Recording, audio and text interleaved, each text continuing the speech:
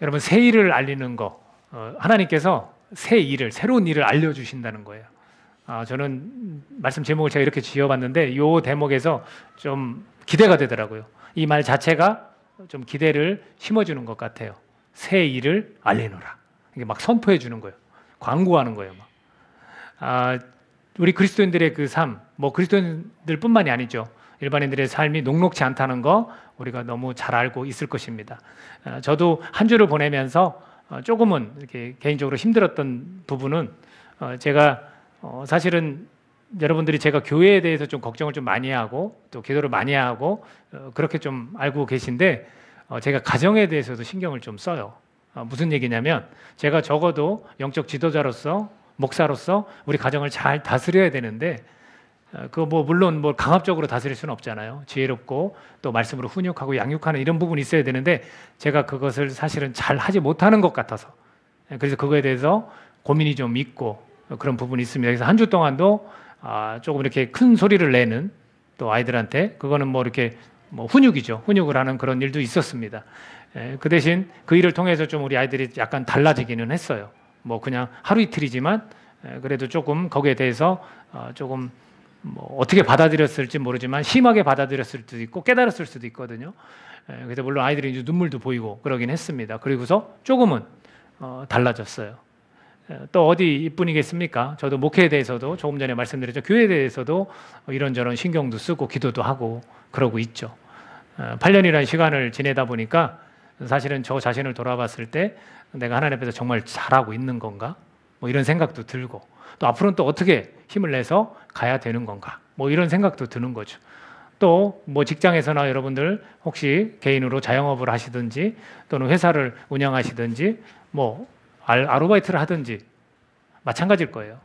다 쉽지는 않을 것 같아요. 우리 청년들 일하는 현장을 얘기를 들어봐도 주인분들이 너무나 힘들어하기도 하고 또 같이 일하는 그 알바생들도 힘들어하기도 하고 그런 일이 왜 없겠습니까? 근데 그렇지 녹록지 않은 그런 삶 속에서 희망의 빛이 비춰지고 있다. 이렇게 느낄 수 있는 그런 시간이 되리라고 저는 믿어요. 이 제목만 봐도 새 일을 알리노라. 근데 이 희망의 빛이라는 것은 우리가 만들어내는 것이 아니에요. 내가 잘해서 내 가정에서 내 목회 현장에서 내 회사에서 내가 잘해서 뭔가를 이 빛을 만들어내야지 이게 아닙니다. 이건 뭐냐면 비춰진 빛이 있는데 그걸 발견하는 거예요. 항상 내가 어떤 현장에서 어떤 상황에 있어도 빛은 계속 비춰지고 있는 거예요. 근데 그것을 내가 발견하는 거예요. 그때 내 마음에 힘이 생기는 것 같아요. 그래서 이 말씀을 제가 바이블타임 계속해서 묵상을 하잖아요. 이 말씀으로 제가 사실은 힘을 얻은 그런 말씀이기도 합니다. 여러분, 이스라엘 백성들이 비참한 상황에 놓여 있어요. 지금 선지자가 이사야라는 선지자가 이런 걸 외치지만 굉장히 비참한 상황이에요. 어떤 상황이냐면 가난해요. 막 심한 가난이에요. 먹을 것도 제대로 없는 그런 가난이에요. 또 하나는 뭐냐면 주변의 강대국들이 침략을 자꾸 하는 거예요. 우리는 이기고도 싶지만 이길 수가 없어요. 도저히 이건 상대가 안 돼요. 그런 상황에 놓여 있는 거예요. 그러니까 두려움이 있는 거죠. 그러니까 다른 나라도 또 의지해보고 싶고 저 나라가 쳐들어올 것 같으면 내가 이 나라를 의지하면 우리가 버틸 수 있지 않을까. 이런 두려움 속에서 하나님 대신 다른 것들을 바라보는 그런 비참한 상황에 놓여 있다라는 거예요. 황무지 같은 그 여건 속에서 근데 하나님께서는 힘이 되는 말씀을 주셨어요. 한번 보겠습니다. 이사야서 41장 9절에서 14절까지 이사야서 41장 9절에서 14절까지 우리 한 목소리로 같이 읽어보도록 하겠습니다. 자, 시작.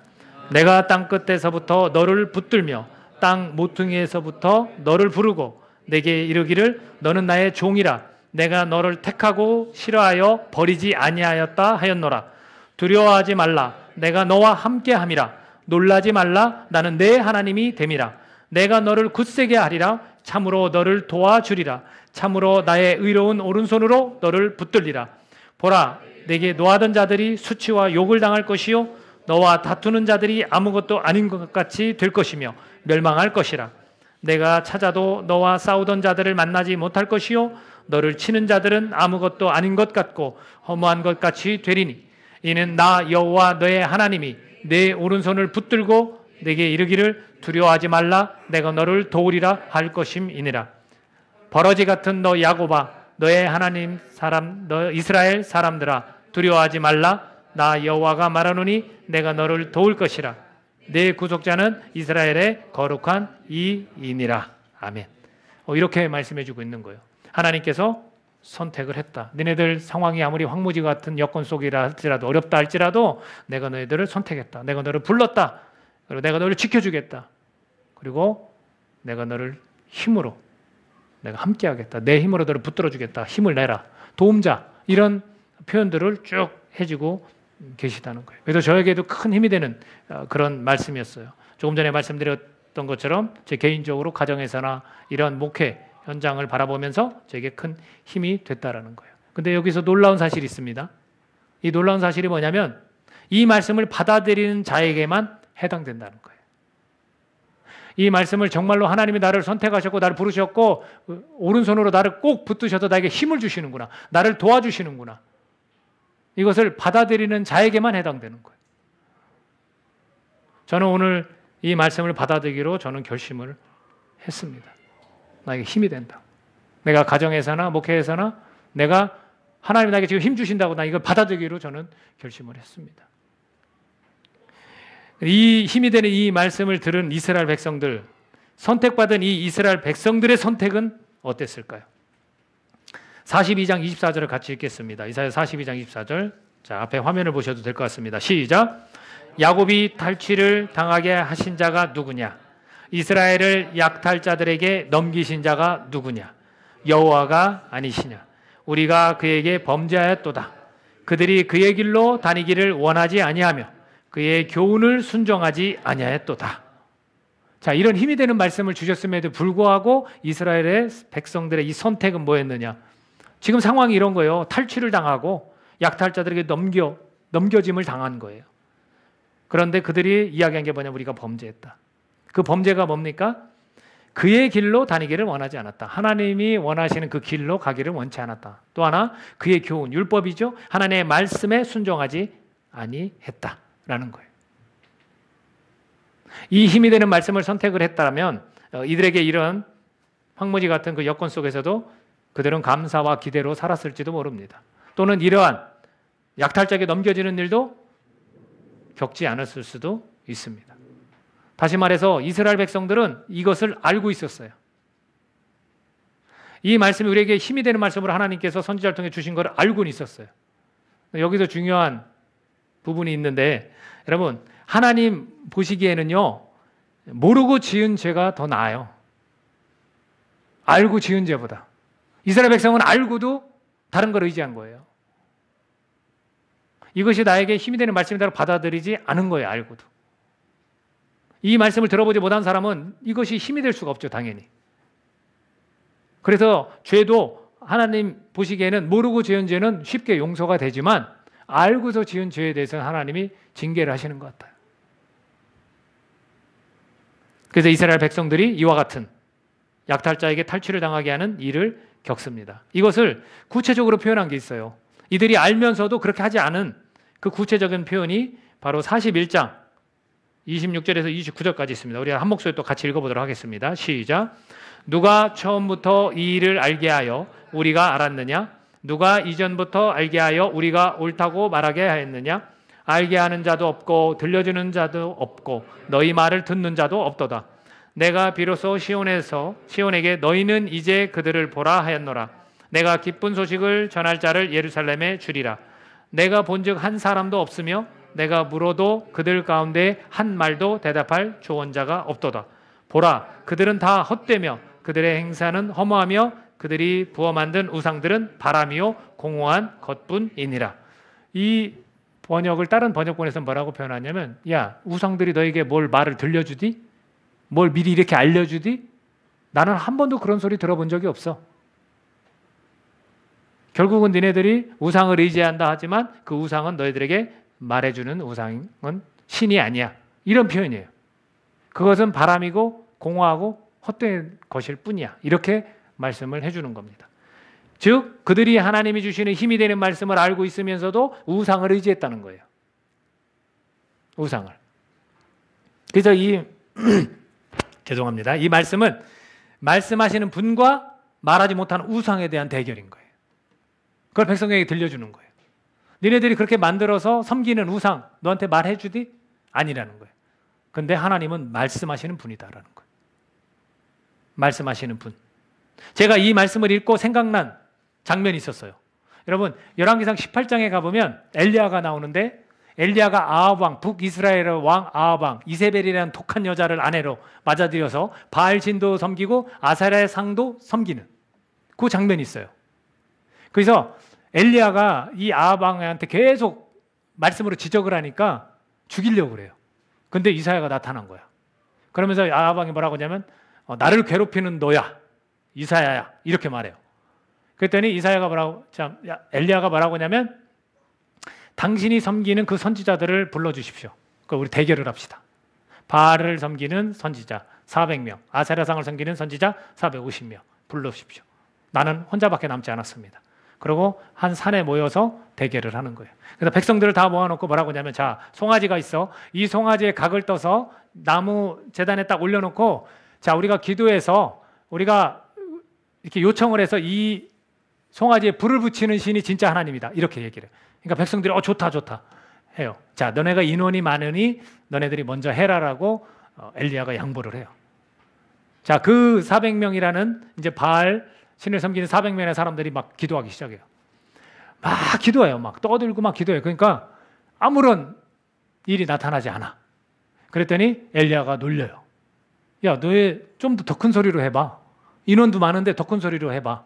니네 신이 지금 묵상하고 있는지, 니네 신이 지금 산책하고 있는지, 아니면 니네 신이 지금 잠자고 있는지도 모르니까 조금 더 크게 한번 구해봐, 이렇게 얘기를 해요. 그랬더니 그들이 칼과 창으로 막 소리 지르면서 자기 몸에 피가 날 정도로 긁으면서 그렇게 기도를 했다고 했어요.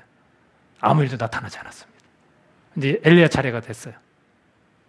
엘리야 차례가 돼서 그 엘리야가 이 송아지에 각을 떠서 딱 올려놓고서 여기에 물을 부으라고 그래요. 도랑도 쫙 파놔요. 물을 갖다 부어놨는데 3번을 그렇게 부으라고 해요. 그러니까 이 모든 것이 다 물에 젖었고 또랑에 물이 다 찼어. 그러면 불이 붙을 확률이 높아요, 낮아요? 에? 우리가 얼핏 생각해 낮잖아요. 근데도 그렇게 하는 이유가 뭘까? 어? 이런 환경 속에서 이 불이 붙고 안 붙고 이런 건 아무것도 중요하지 않다라는 거예요. 하나님이 분명히 하실 거라는 그 믿음으로 그런 행동을 해요. 그리고 나서 요청을 합니다. 하나님께. 하나님 영광 받으시고 이 백성들이 그걸 보게 하시고, 그런 하나님 아닙니까? 그리고 이 종을 보고 그렇게 해주십시오. 하나님의 영광을 보고 그렇게 해주십시오. 그리고 내게 응답하소서 이렇게 기도를 해요. 그랬더니 불이 정말로 임해서 이 모든 물까지 다 이렇게 없어질 정도로 그 불이 임해서 다 태웁니다. 그걸 보고 백성들이 누가 하나님이라는 걸 알아요? 엘리야가 부르는 하나님이 진짜 하나님인 걸 알아요. 그래서 나머지 그 선지자들을, 바알신 아세라장을 섬기는 선지자들을 다 죽이라 이렇게 명령을 해서 백성들이 다 죽여요. 자, 이 대결이 생각났어요. 여러분, 많은 사람들이 좋아하고 많은 사람들이 의지하는 것이 진짜 우리에게 힘이 될까요? 그렇지 않아요. 나 혼자 남아도 하나님이라면, 말씀하시는 그 하나님이라면 나는 그걸 의지하고 믿겠다, 이렇게 나온 거예요, 엘리야는. 우리도 마찬가지예요. 우리 주변에서 많은 사람들이 저것이 힘이 되고 너한테 도움이 될 거야 라고 할지 몰라요. 많은 사람들이 다른 뭔가를 의지하고 있는 것을 볼지도 몰라요. 그러나 우리가 의지하는 대상은 오직 말씀하시는 하나님 뿐이라는 것을 오늘 이 장면을 통해서 보여주시는 거예요. 그러니까 하나님이 이사야를 통해서 대놓고 얘기하는 거예요. 말 못하는 우상을 섬길 것이냐, 그걸 의지할 것이냐, 아니면 말씀하시는 하나님이 진짜 하나님을 믿을 것이냐, 그것을 이야기해 주고 있습니다. 자, 이스라엘은 이게 어쩌면 되게 행복한 거예요. 왜? 지금 이 장면이 다 이스라엘에게 향한 거니까. 그렇다면 이스라엘 밖의 나라들은 어떡할까? 오늘 우리와 같은 사람들은 이방인인, 이방세계라고 그랬거든요. 그럼 우리 같은 사람들은 어떻게 되는 걸까? 우리에게 직접 말씀하시지 않고 이스라엘에게 말씀하신 그 하나님. 하나님은요, 이스라엘뿐만 아니라 이스라엘 밖의 그 나라들을 위해서 선택을 하신 게 있어요. 이게 하나님의 열심이에요. 성경이 그렇게 표현해요. 이거 하나님의 열심이다. 그게 뭐냐면 오늘 읽은 우리 본문 말씀이에요. 42장 1절에 7절까지 다시 한번 읽어볼까요? 42장 1절에 7절까지 다시 한번 읽겠습니다. 시작. 내가 붙드는 나의 종, 내 마음에 기뻐하는 자, 곧 내가 택한 사람을 보라. 내가 나의 내용을 그는 외치지 아니하며 목소리를 높이지 아니하며 그 소리를 거리에 들리게 하지 아니하며 상한 갈대를 꺾지 아니하며 꺼져가는 등불을 끄지 아니하고 진실로 정의를 시행할 것이며 그는 쇠하지 아니하며 낙담하지 아니하고 세상의 정의를 세우기에 이르리니 섬들이 그 교훈을 앙망하리라. 하늘을 창조하여 펴시고 땅과 그 소산을 내시며 땅 위의 백성에게 호흡을 주시며 땅에 행하는 자에게 영을 주시는 하나님 여호와께서 이같이 말씀하시되 나 여호와가 의로 너를 불렀은즉 내가 내 손을 잡아 너를 보호하며 너를 세워 백성의 언약과 이방의 빛이 되게 하리니 내가 눈먼 자들의 눈을 밝히며 갇힌 자를 감옥에서 이끌어내며 흑암에 앉은 자를 감방에서 나오게 하리라. 아멘. 여러분, 이 표현이, 이 묘사가 누구를 표현하는 것 같아요? 지금 누군가를 보내시겠다는 그런 예언이에요. 누군 것 같아요? 네? 찬양도 이 가사처럼 있는데 예수님이에요. 예수님. 예수님에 대한 예언을 했고 그 예언이 성취되었습니까? 안 되었습니까? 성취되었어요. 성취되었습니다. 그러니까 이스라엘 백성에게 주신 그 말씀, 이스라엘 백성에게만 해당되는 게 아닌가가 아니라 오늘 우리에게도 힘이 되는 그 말씀을 바로 이 예언을 통해서 오늘 우리에게 주신 겁니다. 그 전에도 말씀하셨던 일이 실현됐다라고 그 말씀에 표현하고 있습니다. 보라, 전에 예언한 일이 이미 이루어졌느니라. 이제 내가 새 일을 알리노라. 이렇게 말씀하는 거예요. 그 전에도 계속해서 하나님이 말씀하신 건 다 이루어진 거예요. 실현되는 거예요. 그러니까 지금 하신 이 말씀도 예수님도 역시 메시아로 구원자로 오실 것이다. 이렇게 이스라엘 백성에게 이야기한 거지만 이것을 우리는 오늘 알고 있다고요. 과거에 그렇게 예언하셨던 것이 몇천 년 후에 이루어진 것을 알고 있어요. 이것이 이스라엘 나라 밖에 사람들을 위한 하나님의 열심, 하나님의 선택이었다라는 거죠. 우상은 이런 말을 하지 않지만 하나님은 말씀하신다는 거예요. 그래서 이 땅에 오신 그 메시아 구원자, 그분을 바라보고 희망을 품고 살아가라는 응원의 메시지인 겁니다. 이 위대한 일은요, 하나님께서 영광 받으시기 위한 것이라고 표현하고 있어요. 그리고 하나님이 찬송 받으시는 일이 된다라고 표현하고 있어요. 42장 8절 같이 한 목소리로 읽겠습니다. 시작. 나는 여호와이니 이는 내 이름이라. 나는 내 영광을 다른 자에게 내 찬송을 우상에게 주지 아니하리라. 안 주고 싶으신 거예요, 하나님은. 하나님의 백성이 다른 것을 의지하고 우상에게 모든 것들을 정성을 쏟는 것을 원치 않으시는 거예요. 내가 이런 열심으로 이런 메시지를 너네한테 주는 거, 앞으로 이런 일이 생길 것이다라고 알리는 거, 이것은 내 영광을 위해서 그렇다라는 거예요. 그렇다면 이 예수님을 우리에게 보내주셨을 때 이 어떤 희망을 예수님을 통해서 우리가 가지게 될까? 이것이 핵심 말씀입니다. 네 가지만 좀 정리해서 말씀을 드리겠습니다. 오늘 본문에서 예수님에 관해서 어떻게 표현하냐면 예수님은 하나님이 마음에 기뻐하는 자다 이렇게 표현하셨어요. 예수님이 하나님 마음에 기뻐하는 자예요. 자, 이거를 통해서 우리가 알 수 있는 게 뭘까? 이것은 하나님께서 나의 종, 내 마음에 기뻐하는 자라고 내가 택한 사람을 보라 이렇게 말씀하시거든요. 이건 택하심이에요. 택하심, 하나님이 택하심. 이 하나님의 택하심 때문에 예수님을 통해서 나를 택하신다라는 걸 우리가 알 수 있는 거예요. 하나님 앞으로 우리가 갈 수 있는 것. 그때는 선지자를 통해서, 예전에는 구약에는 선지자를 통해서 또는 하나님이 직접 말씀하셨지만 지금은 예수님을 통해야만 우리가 하나님께로 갈 수 있다라는 것입니다. 그러니까 예수님을 통해서 나를 택하셨다는 것을 말씀해 주고 있는 거예요. 두 번째는 뭐냐면 예수님은 이방의 정의를 베푸는 자다라는 거예요. 1절 하반절에 보면 나의 영을 그에게 주었은즉 그가 이방의 정의를 베풀리라. 근데 이 정의에 관한 이야기를 세 군데에서 또 하고 있습니다. 3절에 가서 볼까요? 3절에 뭐라고 표현하고 있냐면 진실로 정의를 시행할 것이다. 이렇게 표현하고 있어요. 또 3절뿐만 아니라 4절 중간에 보면 그는 쇠하지 아니하며 낙담하지 아니하고 세상의 정의를 세우기에 이르리니 라고 되어 있습니다. 정의라고 말한 표현 세 구절에 걸쳐서 이야기를 해주고 있습니다. 예수님은 이방의 정의를 베푸는 자예요. 그리고 예수님은 진실로 정의를 시행할 것이고 예수님은 세상의 정의를 세우신다라는 거예요. 자, 그러면서 이 정의를 베풀고 정의를 시행하고 세상에 정의를 세우는데 요란하지 않게 하신다는 거예요. 그리고 긍휼함으로 하신다는 거예요. 그것이 2절과 3절에서 표현하고 있습니다.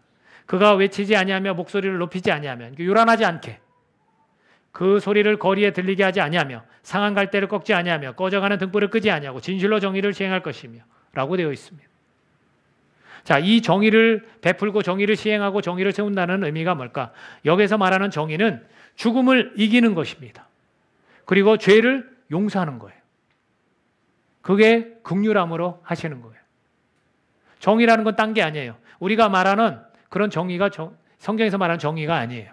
여기 성경에서 말하는 정의는 죽음을 이기는 것을 볼 것이고 죄를 용서하게 될 것이다 라는 거예요. 세 번째는 예수님은 4절 상반절을 같이 한번 읽어보겠습니다. 4절 시작. 그는 쇠하지 아니하며 낙담하지 아니하고 라고 되어 있습니다. 예수님은 쇠하지 아니하고 낙담하지 않으시는 분이라는 거예요.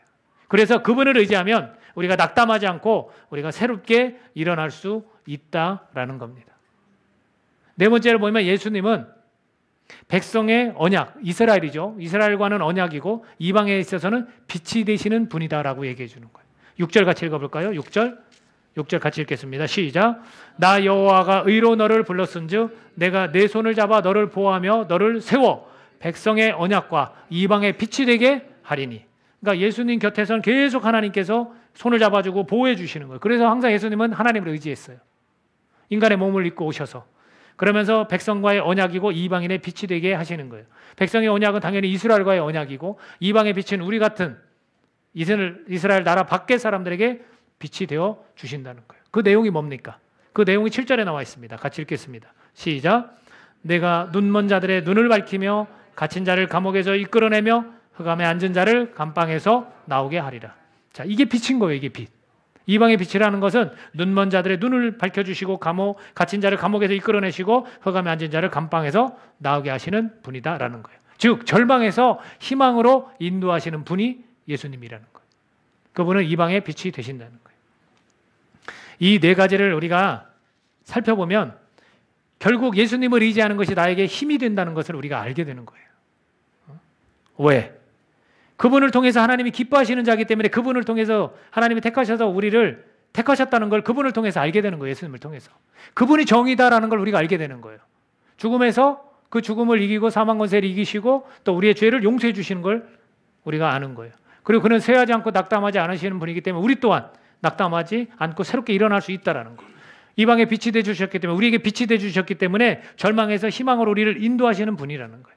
그렇기 때문에 예수님을 의지하는 것이 오늘 우리에게 힘이 된다는 거예요. 마치 하나님의 말씀을 직접 이사야를 통해서 들었던 이스라엘 백성이 그걸 선택했다면 힘이 됐던 것처럼 오늘 우리에게는 이방에 있는 많은 나라들은 바로 예수 그리스도를 통해서 우리에게 힘이 된다는 거예요. 그분을 우리가 바라봐야 되는 거예요. 예수님을 통해서 하나님이 나를 택하셨기 때문에 41장 10절 다시 한번 같이 읽어볼까요? 41장 10절.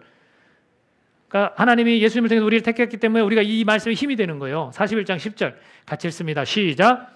두려워하지 말라. 내가 너와 함께 함이라. 놀라지 말라. 나는 내 하나님이 됨이라. 내가 너를 굳세게 하리라. 참으로 너를 도와주리라. 참으로 나의 의로운 오른손으로 너를 붙들리라. 아멘. 이게 얼마나 힘이 됩니까? 우리가 예수님을 통해서 이걸 아는 거예요. 그렇게 말씀하시는 거예요. 우리 한 사람 한 사람에게 오늘 저에게 오늘 여러분에게 하나님이 지금 이렇게 말씀하시는 거예요. 두려워하지 마. 내가 너와 함께 할 거야. 야, 놀라지 마. 너와 함께하는 나는 하나님이야.